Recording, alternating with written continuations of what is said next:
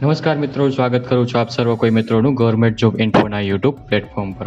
તો મિત્રો, ગુજરાતમાં અલગ અલગ વીજ કંપનીઓ આવેલી છે, જેમ કે ડીજીવીસીએલ, એમજીવીસીએલ, યુજીવીસીએલ, પીજીવીસીએલ અને જેટકો છે। તો આ પાંચ કંપનીમાં વિદ્યુત સહાયક જુનિયર એન્જિનિયરિંગની પોસ્ટ પર ભરતી જાહેર કરવામાં આવી છે અને આ ભરતીની અરજી ફોર્મ છે તે ડીજીવીસીએલ તરફથી મંગાવવામાં આવેલા છે। તો આ ભરતી વિશે તમામ માહિતી આ એક જ વિડીયોમાં મેળવીશું। તે પહેલાં વિડીયો ગમે તો લાઇક અને શેર કરી દેજો, ચેનલમાં નવા હોય તો ચેનલને સબસ્ક્રાઇબ કરી દેજો। તો ચાલો મિત્રો, વિડીયોની શરૂઆત કરીએ। તો મિત્રો, આ જે ભરતીનું નોટિફિકેશન છે તે ડીજીવીસીએલ એટલે કે દક્ષિણ ગુજરાત વીજ કંપની લિમિટેડ તરફથી જાહેર કરવામાં આવ્યું છે। મિત્રો, ગુજરાતની અલગ અલગ વીજ કંપનીઓ છે, જેમ કે DGVCL, MGVCL, UGVCL, PGVCL, GETCO. તો આ તમામ અલગ અલગ વીજ કંપની તરફથી વિદ્યુત સહાયક જુનિયર એન્જિનિયરિંગની ભરતી બહાર પાડવામાં આવી છે। તો સૌથી પહેલાં આપણે ચર્ચા કરી લઈશું અગત્યની તારીખો વિશે। મિત્રો, આ ભરતીમાં તમારે અરજી ફોર્મ ભરવું હોય તો તમારે ઓનલાઈન અરજી ફોર્મ ભરવાનું રહેશે। ઓનલાઈન અરજી ફોર્મ છે તે 12 માર્ચ 2024થી લઈને 1 એપ્રિલ 2024 સુધીમાં તમારે ઓનલાઈન અરજી કરી દેવાની રહેશે। ઓનલાઈન અરજી ફોર્મ છે તે ડીજીવીસીએલની ઓફિશિયલ વેબસાઇટ છે www.dgvcl.com પર જઈને 1 એપ્રિલ 2024 સુધીમાં ઓનલાઈન અરજી કરી દેવાની રહેશે। વાત કરી લઈએ કઈ કંપનીમાં કેટલી જગ્યા છે અને કુલ કેટલી જગ્યા રહેશે। તો મિત્રો, કુલ જગ્યાની વાત કરીએ તો કુલ 394 જેટલી જગ્યા પર ભરતી છે। આ 394 જેટલી જગ્યા છે તેમાંથી મિત્રો જેટકોમાં 207 જેટલી જગ્યા છે, ડીજીવીસીએલમાં 78 જેટલી જગ્યા છે, એમજીવીસીએલમાં 28 જેટલી જગ્યા છે, યુજીવીસીએલમાં 28 જેટલી જગ્યા છે, પીજીવીસીએલમાં 53 જેટલી જગ્યા છે। આ રીતે અલગ અલગ વીજ કંપની થઈને કુલ 394 જેટલી જગ્યા પર વિદ્યુત સહાયકની પોસ્ટ પર ભરતી જાહેર કરવામાં આવી છે।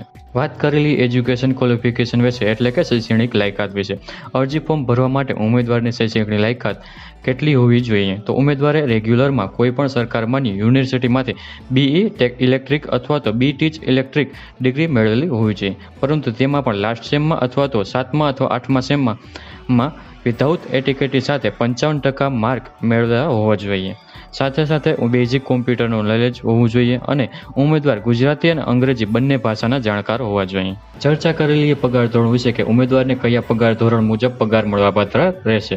તો ઉમેદવારને પ્રથમ 2 વર્ષ ફિક્સ પગાર આપવામાં આવશે, જેમાંથી પ્રથમ વર્ષ દર મહિને 48,100 અને બીજા વર્ષે દર મહિને 50,700 પગાર આપવામાં આવશે। ત્યારબાદ મિત્રો પે સ્કેલ 45,400 થી લઈને 1,01,200 પગાર ધોરણ છે તે મુજબ પગાર મળવાપાત્ર રહેશે। વાત કરી એજ લિમિટ એટલે કે વય મર્યાદા વિશે। અરજી ફોર્મ ભરવા માટે ઉમેદવારની ઉંમર કેટલી હોવી જોઈએ? તો અહીં ઉમેદવારે પોતાની ઉંમરની ગણતરી છે તે 12 માર્ચ 2024ને ધ્યાનમાં રાખી કરવાની રહેશે। 12 માર્ચ 2024ના રોજ સામાન્ય વર્ગના ઉમેદવાર છે તો તેમની વધુમાં વધુ ઉંમર 35 વર્ષ અને તે સિવાય અનામત કેટેગરીના ઉમેદવાર છે તો તેમને વધુમાં વધુ 40 વર્ષ હોવી જોઈએ। પરંતુ મિત્રો, અહીં અનામત કેટેગરીના ઉમેદવાર છે તો તેમને ઉંમરમાં છૂટછાટ મળવાપાત્ર રહેશે। જેમ કે તમામ કેટેગરી મહિલા ઉમેદવાર છે તો તેમને 5 વર્ષની છૂટછાટ મળવાપાત્ર રહેશે। હેન્ડીકેપ્ડ ઉમેદવાર છે તો તેમને 10 વર્ષની છૂટછાટ મળવાપાત્ર રહેશે। માજી સૈનિક છે તો તેમને 10 વર્ષની છૂટછાટ મળવાપાત્ર રહેશે।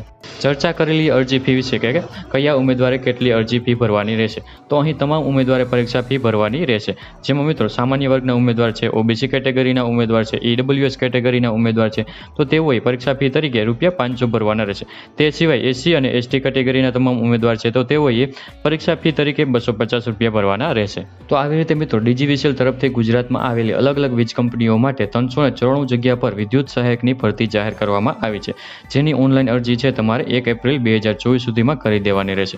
તો આશા રાખું છું કે વિડીયો પસંદ આવ્યો હશે। વિડીયો પસંદ આવ્યો હોય તો લાઇક અને શેર કરી દેજો, ચેનલમાં નવા હોય તો ચેનલને સબસ્ક્રાઇબ કરી દેજો।